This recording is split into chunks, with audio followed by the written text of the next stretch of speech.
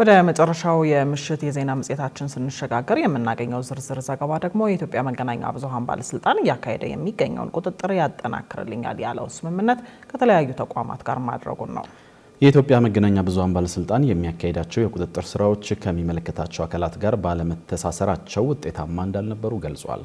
ባለስልጣን መስሪያ ቤቱ ይህን የገለጸው በዛሬው ዕለት ከ16 መንግስታዊ ተቋማት ጋር በትብብር ለመስራት የመግባቢያ ስምምነት በተፈራረመበት ወቅት ሲሆን ስምምነቱ በባለድርሻ ተቋማት መካከል ግልጽነትና ተጠያቂነት እንዲሰፍን ያስችላል ነው የተባለው። ሊያ ክብሮም ዝርዝሩን አሰናድተዋለች።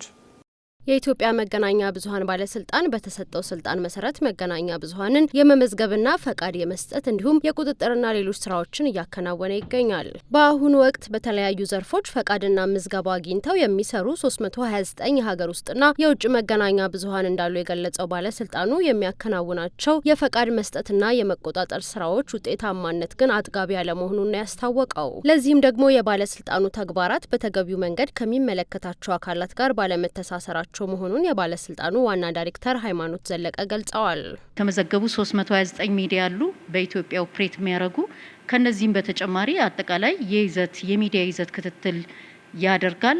በዚህ ላይ ተመስርቶ ድጋፍ፣ ቁጥጥርና የአቅም ግንባታ ስራዎችን ይሰራል ማለት ነው። ስለዚህ በዚህ ሂደት እስካሁን የነበሩ አሰራሮችን ስንፈትሻቸው ውጤታማነቱ ላይ በተለይ ባለስልጣኑ የሚወስዳቸው ውሳኔዎች ለክትትልም ለአቅም ግንባታም ለቁጥጥርም ውጤታማ በሚፈለገው መልኩ ሊሆን አልቻለም።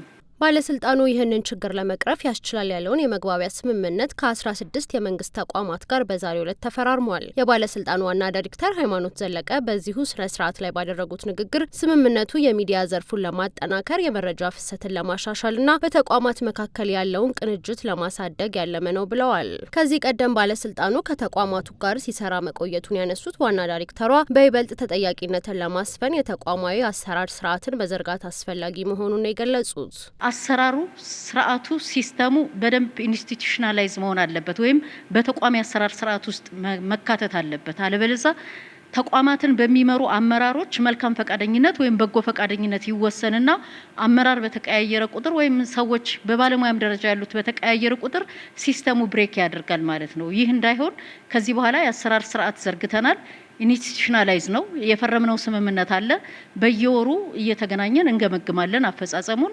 አንዳንዴም ደግሞ በየወሩ ብቻ ሳይሆን በየዕለቱም የሚያገናኙን ስራዎች አሉ። የመግባቢያ ሰነዱ በመሶቢያ አንድ ማዕከል አገልግሎት የሚደገፍ ሲሆን በስምምነቱ መከላከያ ሚኒስቴር፣ ኢሚግሬሽን ዜግነት አገልግሎት፣ የሰነዶች ማረጋገጫና ምዝገባ አገልግሎት፣ የፋይናንስ ደህንነት አገልግሎት፣ ጉምሩክ ኮሚሽን እንዲሁም አርቲፊሻል ኢንተለጀንስና ሌሎችም ተካተውበታል። በመግባቢያ ስምምነቱ የፊርማ ስነ ስርዓት ወቅትም ዝርዝር የትብብር መስኮች ላይ ገለጻ የተደረገ ሲሆን የመገናኛ ብዙሃን መሳሪያዎች ሲገቡ በባለስልጣኑ ማረጋገጥና ኮንትሮባንድን መከላከል እንዲሁም የሚዲያን የፋይናንስ ጤንነት ማረጋገጥ የሚሉት ተነስተዋል። ባለስልጣን መስሪያ ቤቱ በአዋጅ የተሰጠውን የሀገር ሰላምና ደህንነት የማስጠበቅ ስራ አጠናክሮ እንደሚቀጥል የተናገሩት ዋና ዳይሬክተሯ ስምምነቱ ይደረጉ የነበሩ የቁጥጥር ስራዎች ላይ የሚስተዋሉ ክፍተቶችን ለማስወገድ እንደሚረዳም ተናግረዋል። የሀገር ብሔራዊ ጥቅም መረጋገጡን በየዘገባዎች ሚዲያዎች ቼክ እናደርጋለን። እንዲሁም አዋጁ ልዩ ትኩረት የሚሰጣቸው በሀገር ሰላም፣ በሀገር ደህንነት እንዲሁም ደግሞ በብሔራዊ ጥቅማችን መረጋገጥ፣ የሀገር ባህልና እሴት መጠበቅ ላይ ልዩ ትኩረት ስለሚሰጥ በዚህ መሰረት ቼክ እያደረግን በየዕለቱ እየተከታተልን እንዲሁም ደግሞ በየደረጃው ማስጠንቀቂያ እየሰጠን አልታረም ያለ ሚዲያ ላይ እርምጃ ወስደን ነበር። በዛ ጊዜ ምንድነው የሆነው? ከውጭ ተቀማጭነቱ ከውጭም ነው እንዲሁ ከሀገር ውስጥም ኦፊስ አለው። እኛ ሰርዘን ግን ስራውን የቀጠለበት ሁኔታ ነበረ። ይህ የሆነው ለምንድን ነው? የንግድ ፈቃድ ቢሮ አልዘጋም ነበር ማለት ነው። ቅድም ግን እንደሰማችሁት ከዚህ ትስስር በኋላ የንግድ ፈቃድ እኛ አውቶማቲካሊ ስንሰርዝ በሞሰብ አገልግሎትም እንተሳሰራለን። ስለዚህ ንግድ ፈቃድ በአስቸኳይ የሚታገድበት ወይም የሚዘጋበት ሁኔታ ይኖራል።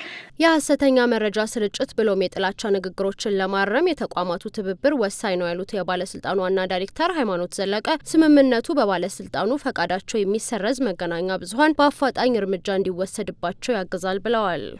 ህገወጥ ሚዲያ ኦፕሬት እንዲያደርግ አይፈቀድም። ባለስልጣኑ ህጋዊ አይደለም ብሎ አሰራር ጥሷል ብሎ አስተዳደራዊ የመጨረሻውን እርምጃ ሲወስድ የተናበበ እርምጃ ነው ሁላችንም ተቋማት መውሰድ ያለብን እንጂ አንዱ በሰረዘበት ሁኔታ ሌላው ካለማወቅ የተነሳ እንዲቀጥል የሚፈቅድበት ሁኔታ ስለማይኖር ይሄ የአሰራር ስርዓት ይሄ ነው ይበልጥ የሚያፋጥንልን። የስምምነቱን አፈጻጸም ለመገምገምም የጋራ ቴክኒክ ኮሚቴ እንደሚቋቋምና መረጃዎች በመሶብ አገልግሎት በኩል እንዲዛወሩ እንደሚደረግ በስነ ስርዓቱ ላይ ተጠቅሷል።